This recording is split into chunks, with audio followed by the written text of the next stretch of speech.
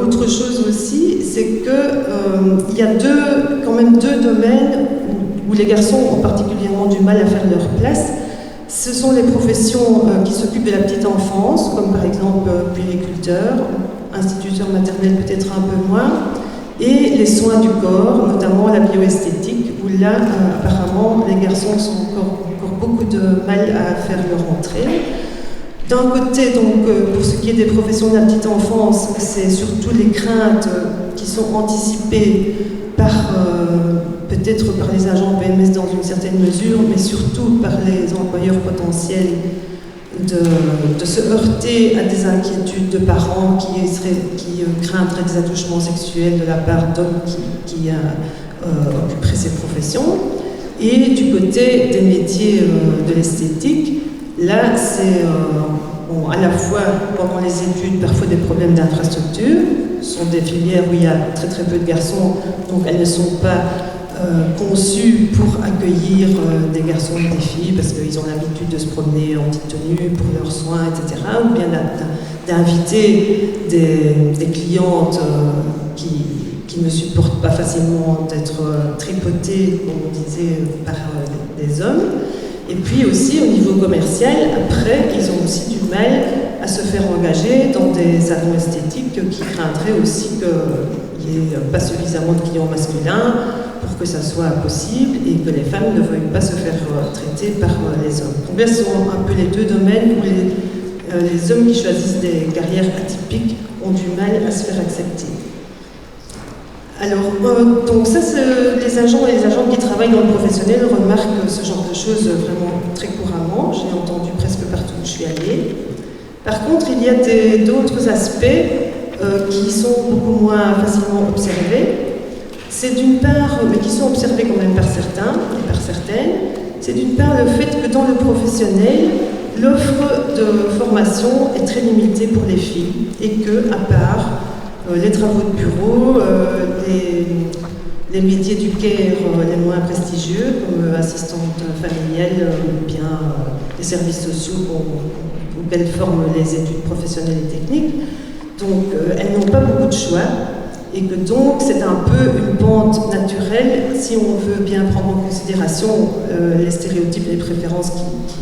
qui président au départ au choix de formation. Elles se retrouvent aussi massivement dans cette section-là parce qu'il n'y a pas beaucoup d'autres choix pour elles. Et les garçons, eux, au contraire, ont plus de choix et ceux qui vont dans ces filières-là, souvent ne l'ont pas vraiment choisi, et c'est plutôt parce que par une suite d'échecs dans leurs études, un parcours descendant, ils se retrouvent, d'ailleurs ces mots sont utilisés, ils se retrouvent ou ils sont relégués dans les filières professionnelles filles, entre guillemets, ou bien parce qu'on ne sait pas trop s'ils ne sont pas montrés qu'ils étaient des intellectuels, qu'ils ne sont pas non plus apparemment manuels, on ne sait pas trop qu'en faire, et donc finalement ils vont faire des métiers qui n'ont pas vraiment, auxquels ne sont pas associées des compétences techniques précises. Et donc ça c'est un autre aspect qui est peu pris en considération au niveau des explications fournies par les agents et les agentes que j'ai rencontrés. La naturalisation des compétences professionnelles dans ces filières féminines où il n'existe pas de référentiel de compétences qui pourrait aider les professeurs et les agents des PMS sur lesquels ils pourraient s'appuyer dans les conseils de classe pour juger, évaluer le parcours scolaire des élèves. Donc ça c'est un aspect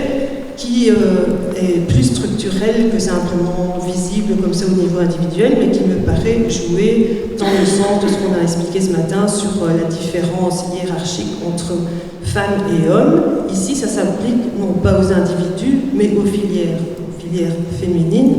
On peut faire l'objet d'attention pour déterminer des référentiels de compétences qui permettraient de valoriser les compétences qu'il faut avoir pour exercer ces métiers-là et qui donc, du coup, on retombe sur des qualités attribuées naturellement aux femmes comme elles sont serviables, gentilles, à l'écoute, enfin, ce qui dévalorise aussi ces métiers. Une chose que je voudrais dire encore, c'est qu'un autre aspect que les agents perçoivent très peu, c'est la présence du genre dans l'enseignement général. que là, ils ont l'impression que les classes sont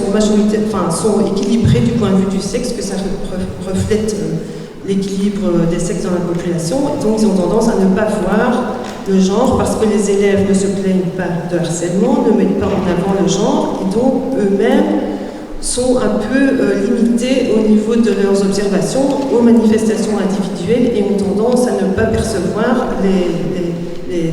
les manifestations de genre les plus structurelles ou les plus cachées. Alors je vais terminer en disant il me semble qu'il y a, en tout cas comme on l'a dit ce matin, toute une série de choses qui ne relèvent pas des stéréotypes personnels des gens, mais qui ont trait aux structures, et que donc si on veut agir pour changer les conditions d'égalité entre filles et garçons, il faut aussi agir sur les structures. Par exemple, j'ai parlé de la spécialisation des écoles, il y a les référentiels de compétences, il y a toute une série de choses. Il y a aussi, comme on l'a dit ce matin, on en a parlé aussi dans les entretiens,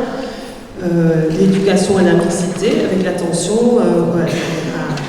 à la façon dont garçons et filles se comportent en classe, aux interactions entre eux, aux stéréotypes que certains professeurs ou aussi les agents PMS ont à l'égard de certaines manifestations du genre. Et alors, en ce qui concerne les PMS, donc je vais quand même essayer d'être un peu spécifique sur ce point-là. Bon, les CPMS, comme la plupart des gens dans le grand public, comme les enseignants, partagent une vision de la complémentarité des sexes qui est ancrée dans la différence naturelle biologique entre femmes et hommes. Et donc, ils n'ont pas l'impression que toute une série de choses qui ne posent pas de problème, dont les élèves ne se plaignent pas, doivent nécessiter des actions particulières. Il y a beaucoup de choses qui se passent qu'ils trouvent relativement normales et qui ne leur posent pas question. Donc ils interviennent surtout quand il y a des demandes individuelles ou quand il y a des problèmes qui produisent une souffrance chez certains élèves, comme chez les élèves atypiques. Donc c'est pour ça, je crois, qu'ils remarquent beaucoup plus ces aspects-là. Et eux-mêmes sont aussi dans une situation, je trouve, qui traduit dans le champ scolaire la division du travail entre hommes et femmes, dans la mesure où les CPMS sont un métier très féminisé et sont eux-mêmes chargés du travail